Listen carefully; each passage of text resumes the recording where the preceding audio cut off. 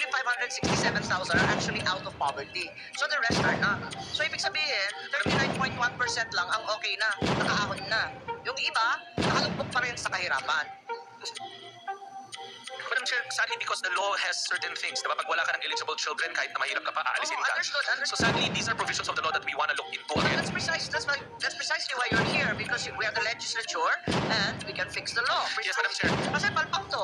Madam Chair. Report ako na isang programa na 17 taon na sinusugod, abay napakababa naman ito, 39.1%. Di ba dapat pigilan na yan? Madam Chair, two things, Madam Chair. One,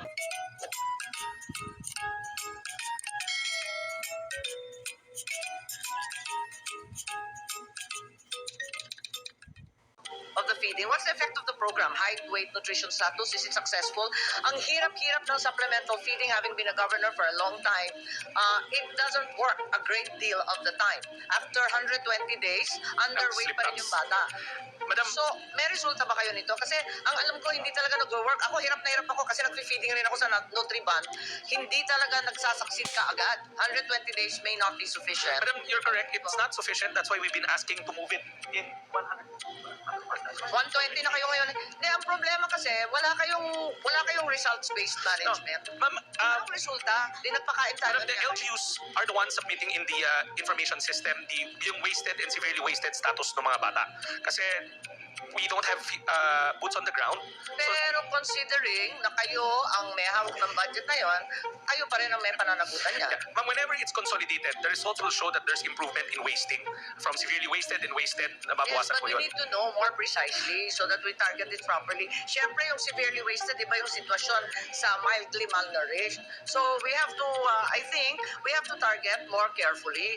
Kasi yung severely wasted, ibang story talaga yun. Hindi sasapat yung 120 days. Madam Chair, in the feeding, Hindi, ang problema niyan, sinasantabi ninyo at saka sinasabi nyo LGU na ang sasagot. Hindi pwedeng LGU ang sasagot kasi yung pera nasa inyo eh. Ma'am, Madam Chair, the feeding has multiple modalities. One of the main modalities, we download the funds to the LGU for them to procure from local co-ops kasi hindi namin kaya mag-regional procurement all the time dahil wastage, spoilage.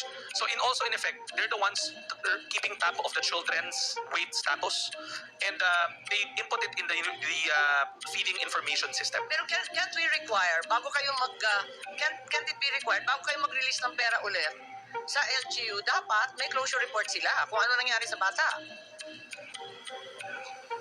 Madam Chair, there is a post-feeding assessment that they submit to us. But we have no results. In Madam the Chair, report you provided, walang naibigay. Did it work? Didn't it work? Were we Madam Chair, successful? yes. Was it malpractice? Madam Chair, what we can do is furnish the committee a copy of the results. Basically, what we look for are anthropometric measurements. Yung head circumference niya, Yes, understood. height, Kaya lang, weight, BMI. pero wala siyang before and after. Kailangan maliwanag yung before and after eh. At saka dapat siguro, iba-ibang klase, yung severely wasted nga, kesa sa mas mild or just occurred during the bagyo. Madam Chair, there is a baseline data that is No, collected. but And I then a haven't trend line seen data. anything. Madam Chair, what we will do is we'll submit to you. All you're providing us is what was released. Madam Chair, will submit to the committee the results of the feeding program in the past 3 years. Because given the state of malnutrition in the country, it's not working, is what I'm saying. I'm not blaming you. I'm just saying that we need to get our act together between Dswd, DOH, and DepEd. Our nutrition programs are simply not working. Madam Chair, as we speak, there's a NEDA commission group with those three departments that you mentioned to synchronize it. We've given recommendations, for instance, sa amin 120 days, pero sa DepEd 180 days. The unit Sa cost... DepEd, it's too late. Matanda na sila, 7 Yes. years old na. Yung 1,000-day period is lost. Yes, Madam Chair. And then with DOH naman, puro micro-supplements na nag-expire, puro vitaminang ina-expire. Madam Chair, yes. Ayaw nila magbigay ng pagkain, hindi ko maintindihan. Madam Chair, we can submit to you the nutrition continuity plan that we plotted. In that nutrition continuity plan, it will show our action and interventions in the first 1,000 days to include the new first 1,000-day grant ng 4Ps, and then the facility-based intervention 3 to 5 in the daycare centers, and then DepEd's feeding program. Yes, We I can think I submit to need you. a more results-based report. We will, because, Madam Chair. Clearly, malnutrition's not moving. If anything's been exacerbated. We will, Madam. We'll submit to you, Madam Chair, the post-feeding reports that we have for the prior 3 years. I'm confused also by the Dswd budget efficiency with regard to purchasing rice from NFA. Kasi you buy at cost, have to resort to higher rates at just 40 45 pesos per kilo and dealing with alternative suppliers upon NFA's waiver? Madam Chair, that's for the disaster. Yes, correct. So you end up buying at 45. Paano ba sistema dyan? Madam Chair, in the QRF, whenever we need to buy rice for our calamity boxes, Yes. we will have to buy it from NFA because of a standing executive order. Right. So now recently, pag wala, then we resort to regular procurement. So that becomes 45 pesos Ma'am, upwards. iba-iba eh. Depende sa bantay presyo grid na binibigay sa kinukuha namin from the Department of Agriculture. Na kailanman hindi nasusunod. Ma'am, but we make sure that we buy only within the bandwidth given by the bantay presyo of So the what is Department the of present Agriculture. bandwidth, just as a matter of curiosity?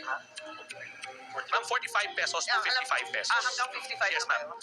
Okay. That's within the bantay presyo that they update every day in their webpage. Yes, so NFA sells aging stock at 25 per kilo. Unfortunately, ma'am, we don't get... Parang hindi nangyayari yun. Ma'am, hindi kami nakakakuha. Recently, they've been issuing waiver of no availability. Yeah. Ngayon lang, last Sa amin din.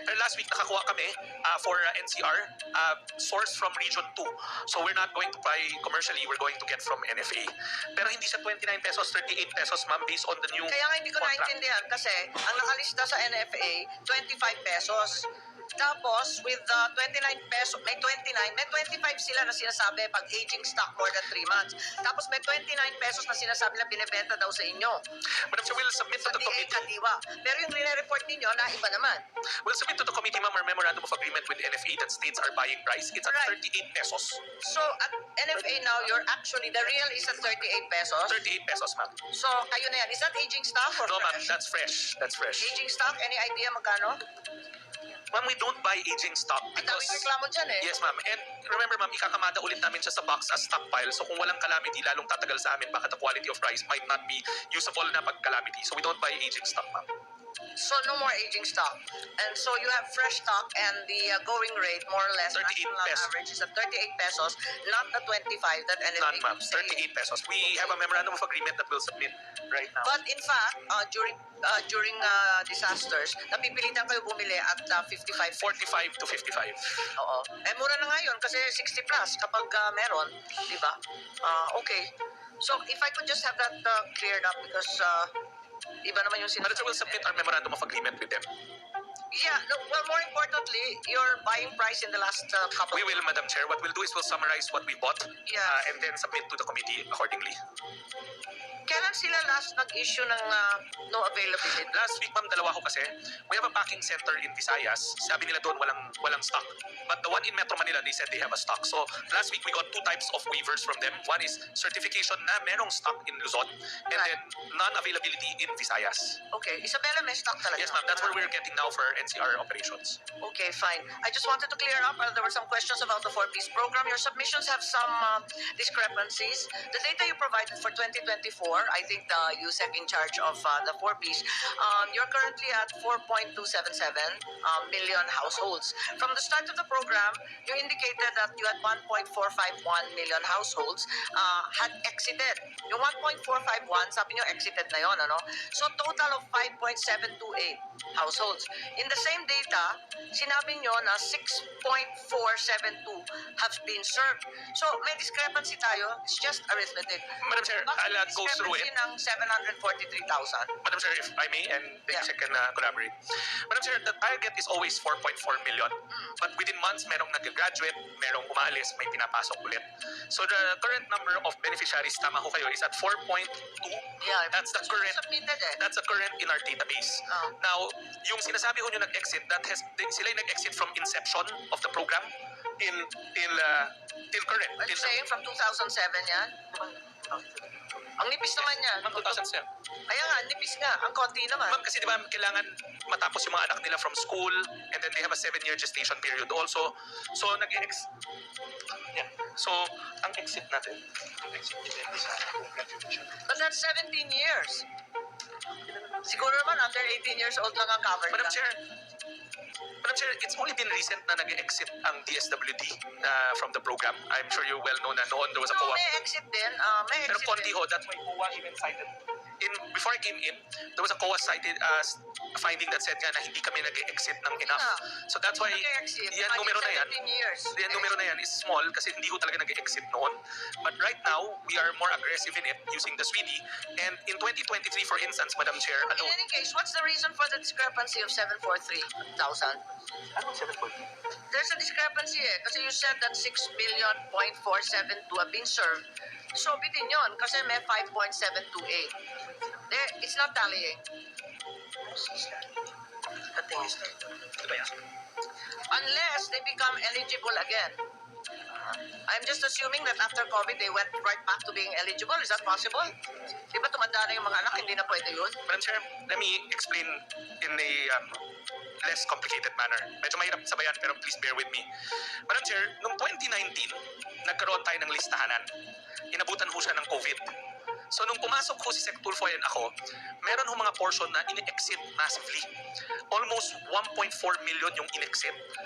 Na pagtingin namin, mahirap pa rin. I understand. I was there. I was already... Binalik natin sila. We did return people who were inadvertently exited from the program. That's 700,000. Roughly, ma'am, 700,000 yung binalik natin.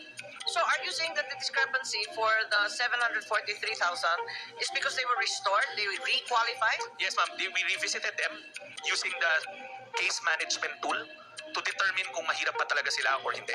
Then binalik namin yung mga Talagang karapat-dapat. mahirap pa naman kahit in-exit ninyo eh. Madam Chair, pero ito kasi dapat di siya natin Kasi in-exited. di ba wala naman long-term effect siya sa employment at saka income of household. Actually, ma'am, Ang epekto lang niya sa vaccination at saka sa edukasyon. Ma'am, dun sa case management tool that we use, di ba, they graduate out also when we see that there's some type of economic sustainability of sorts. Pero ma'am, yes, we did return them back to Anyway, answer the discrepancy, can you just give me a coherent explanation? Because it's not tallying, it's just arithmetic. Bakit ganun? Isa pa, why does the program count college graduation as your achievement? Hindi naman kayo nagbibigay ng tulong sa kolehiyo. Madam Chair, pero di ba kasi education, keeping Pero kids in hanggang high school, school, tapos yes, ang ma'am, baba ng score ng high school natin. keeping them in school, so we'd like to think na nakaabot sila ng kolehiyo because nag-primary and secondary education Di sila. ba dapat ched yun? Huwag na ninyo i-claim yun. Hindi naman kayo tumutulong dun eh. Ma'am, Dikit hanggang na lang senior yan kasi high. hindi naman totoo eh. Yeah. Yes, Madam Chair, but kasi we were trying to show interbreaking of the intergenerational poverty as a means of success ng program. I think that should be noted as a mere observation and not claimed as an accomplishment of the program. Hindi naman totoo. Also, out of 1.451 that exited, only a total of 567,000 or 39% exited due to better living conditions, meaning they graduated or voluntarily waived. So are we satisfied that the flagship anti-poverty program has a mere 39.1 success rate? Kasi effectively, that is the success rate that you're claiming. So, you're actually saying 61% palpak, 39% okay. Madam Chair, of the ones that graduated, are you saying that? Oo, kasi di ba, there's an admission in your presentation that out of the ones who exited, only 567,000 are actually out of poverty. So, the rest are not. So, ibig sabihin, 39.1% lang ang okay na, nakaahon na. Yung iba, nakalugmok pa rin sa kahirapan. Madam Chair, sadly because the law has certain things, diba? Pag wala ka ng eligible children, kahit na mahirap ka pa, aalisin ka. Understood. So sadly, these are provisions of the law that we want to look into again. That's precisely why you're here, because we are the legislature and we can fix the law. Yes, Madam Chair. Kasi palpak to. Madam Chair. Magre-report ako na isang programa na 17 taon na sinusugod, abay napakababa naman ito, 39.1%. Di ba dapat tigilan na yan? Madam Chair, two things, Madam Chair. One, you're correct that there are limitations to the law. In fact, we are pushing for amendments to include looking at that. I've never seen any... Ma'am, we're about to